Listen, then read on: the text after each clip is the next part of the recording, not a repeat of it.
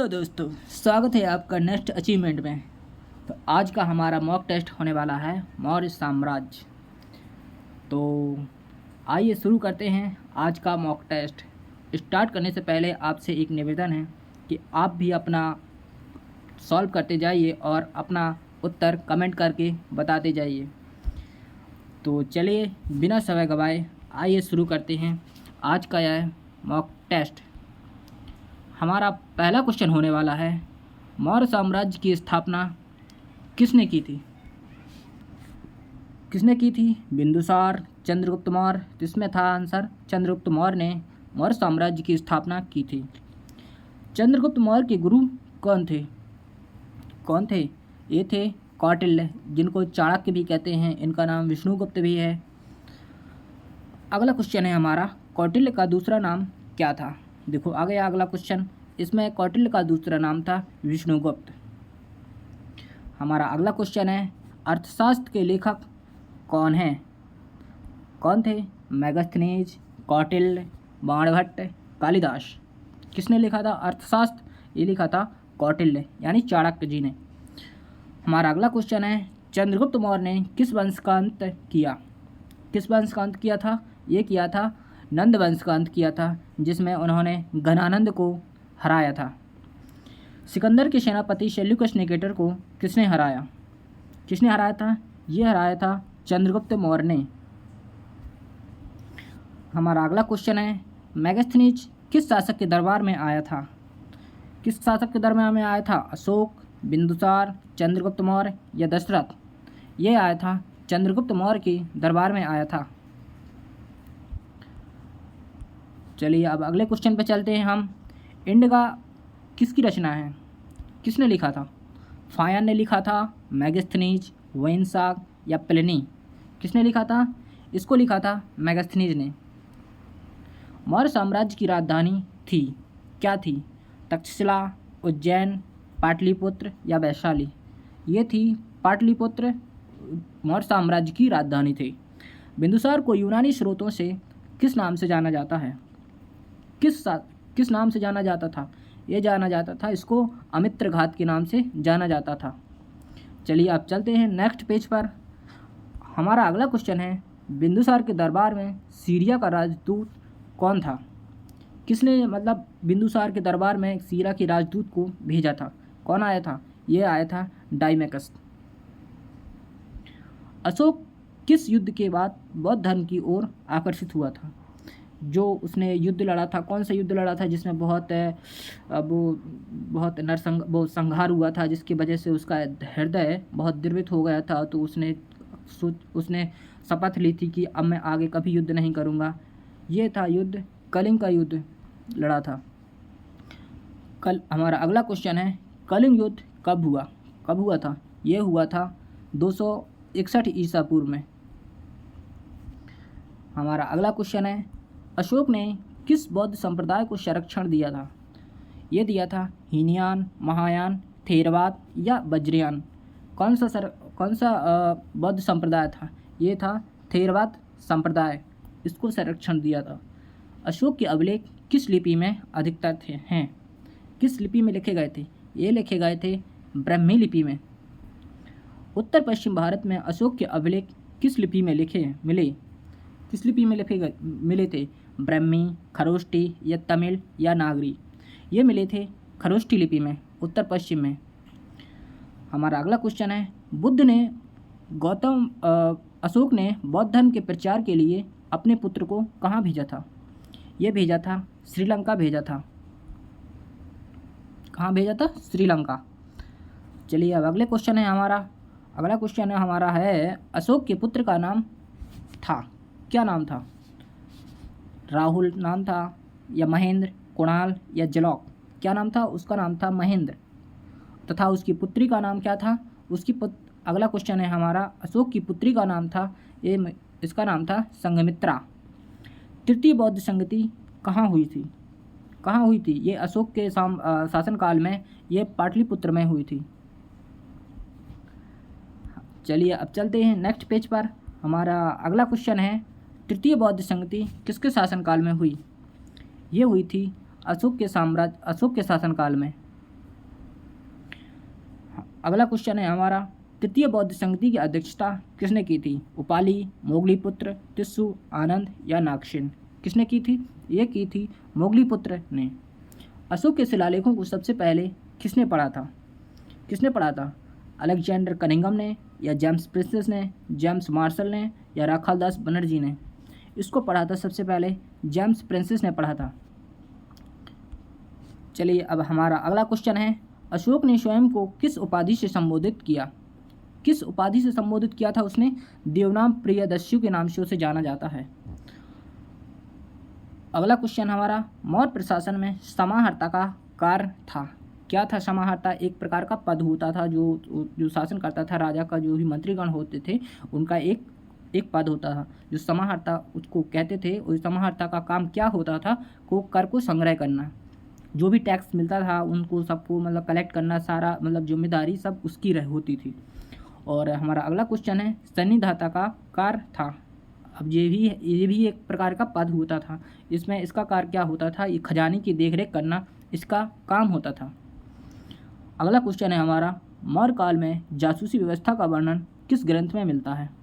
किस ग्रंथ में मिलता है जासूसी व्यवस्था का? ये मिलता है अर्थशास्त्र पुस्तक में।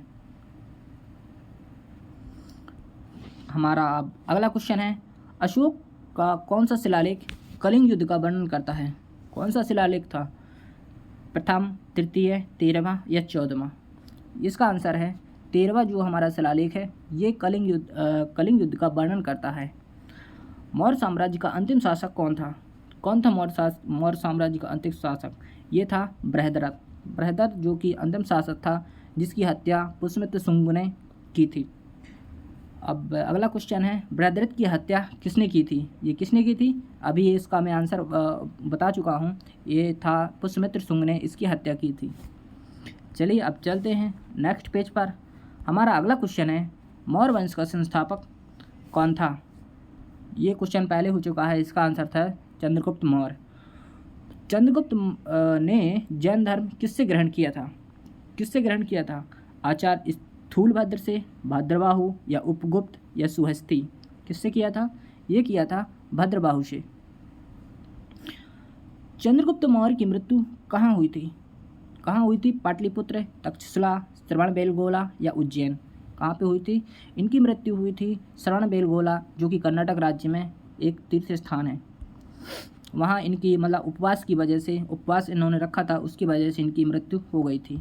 चलिए अब चलते हैं नेक्स्ट क्वेश्चन पे। मौर्यकालीन मुद्रा कौन सी थी? कौन सी थी मौर्यकालीन मुद्रा? स्वर्ण मुद्रा थी, या रजत मुद्रा के नाम से चलता था, या पंच चिन्हित सिक्के थे, या ताम्र मुद्रा थी? तो ये मुद्रा थी पंच चिन्हित जो मुद्रा थी, ये उस समय मौर्यकालीन की मुद्रा थी। प्राचीन राजधानी उत्तरापद कौन सी थी? मतलब मौर्य साम्राज्य की उस उत्तरापद की राजधानी कौन सी थी? पाटलिपुत्र नाम से, या उज्जैन, या तक्षशिला, या स्वर्णगिरी? कौन थी उस समय? ये थी तक्षशिला जो उत्तरापद की राजधानी थी। अवंती की राजधानी कौन सी थी? अवंती की राजधानी तो आपको मालूम ही होगी, इसका आंसर है उज्जैन। अगला क्वेश्चन है हमारा, दक्षिणापद की राजधानी कौन सी थी? कौन सी थी दक्षिणापद की? पाटलिपुत्र, या तक्षशिला, या उज्जैनी, या स्वर्णगिरी? इसका आंसर है हमारा ये स्वर्णगिरी उस समय की राजधानी थी। चलिए अब चलते हैं अगले क्वेश्चन पे। हमारा अगला क्वेश्चन है, कलिंग की राजधानी कौन सी थी? कलिंग की राजधानी कौन सी थी? ये थी तोसली। अशोक के स्तंभ किस पत्थर से बने हैं? किससे बने थे? ग्रेनाइट, बेसाल्ट, या बलुआ चुनार पत्थर, या संगमरमर? किससे बने हुए थे? ये बने हुए थे बलुआ चुनार पत्थर से। भारत का राष्ट्रीय प्रतीक किससे लिया गया है? किससे लिया गया था?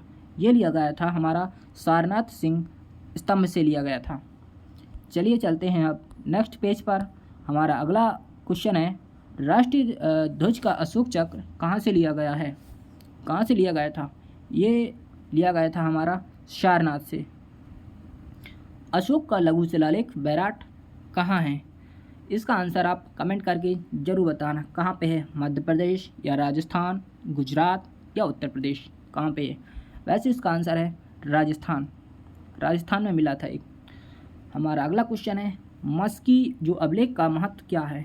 मत्स्य की जो अभिलेख है मतलब उसमें किसका वर्णन किया गया है? इसमें किया गया है अशोक नाम का उल्लेख। सॉरी, इसमें यहाँ पे अशोक लिखना था, यहाँ पे बाई मिसिंग है, इसका आंसर होगा तीसरा। हमारा अब अगला क्वेश्चन है, जो रोमनदेही जो अभिलेख है किससे जुड़ा है? किससे जुड़ा था रोमनदेही अभिलेख? ये जुड़ा था हमारा बुद्ध का प्रथम उपदेश है, या बुद्ध का जन्म स्थान, बुद्ध का महापरिनिर्वाण, या बुद्ध का ज्ञान प्राप्ति स्थल। इसका भी आंसर आप कमेंट करके जरूर बताना। ये इसका आंसर है, बुद्ध का जन्म स्थान से जुड़ा हुआ था। हमारा अगला क्वेश्चन है, निगाली सागर जो अभिलेख है किससे संबंधित है? किससे संबंधित था? कनिष्ठ बुद्ध से, काकुष्ठ बुद्ध से, या कनकमुनि बुद्ध से, या कश्यप बुद्ध से? इसका आंसर है कनकमुनि बुद्ध से संबंधित था। अशोक का धर्म क्या कहलाता है? अशोक ने कौन सा मतलब धर्म जो अपने जो स्तंभ बनाए थे उसमें से इसका क्या धर्म कहलाता है? इसका धर्म था धम्म, एक नाम का इन्होंने अपना खुद का एक धर्म बनाया था, जो धम्म एक स्थापित किया था। हमारा अब अगला क्वेश्चन है, धम्म महामात्रों की नियुक्ति किसने की थी? किसने की थी धम्म महामात्रों की नियुक्ति? ये की थी अशोक ने। अशोक ने की थी ना। हाँ। अगला क्वेश्चन है हमारा, मौर्य काल में ग्राम का प्रधान कौन होता था? कौन होता था? ग्रामेश कहलाता था, या ग्रामिक, या प्रधान, या मुखिया? तो उस समय वहाँ पे ग्रामिक कहा जाता था, जो हमारा ग्राम का जो प्रधान होता था वही। हमारा अब अगला क्वेश्चन है, नगर प्रशासन का वर्णन किसने किया है? किसने किया था नगर प्रशासन का वर्णन? जो मैगस्थनीज था उसने अपनी पुस्तक जो लिखी थी इंडिका, उसी में जो नगर प्रशासन का वर्णन किया गया था। पाटलिपुत्र किस नदी के किनारे था?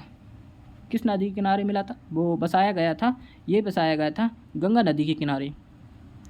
चलिए अब चलते हैं हम नेक्स्ट पेज पर। हमारा अगला क्वेश्चन है हमारा, वो अर्थशास्त्र कितने अधिकरणों में विभाजित है? कितने अधिकरणों में विभाजित था? इसका आंसर आप भी कमेंट करके ज़रूर बताना। इसका आंसर है 15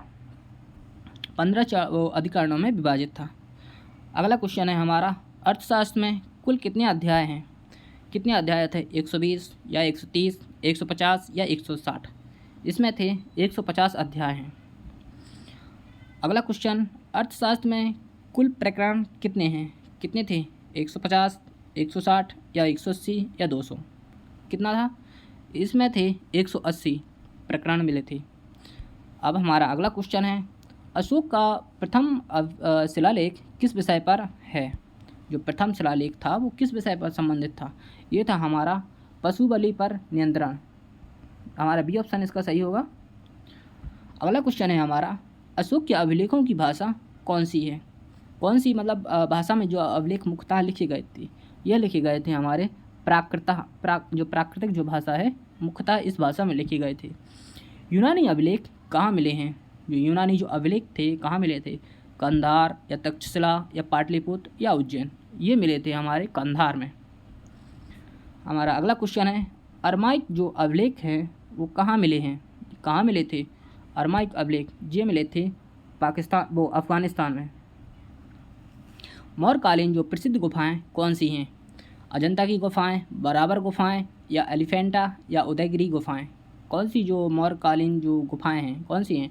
इसमें आंसर है हमारा बी वाला, जो बराबर जो गुफाएं हैं जो असम राज्य में पड़ती हैं ये वहाँ की हैं।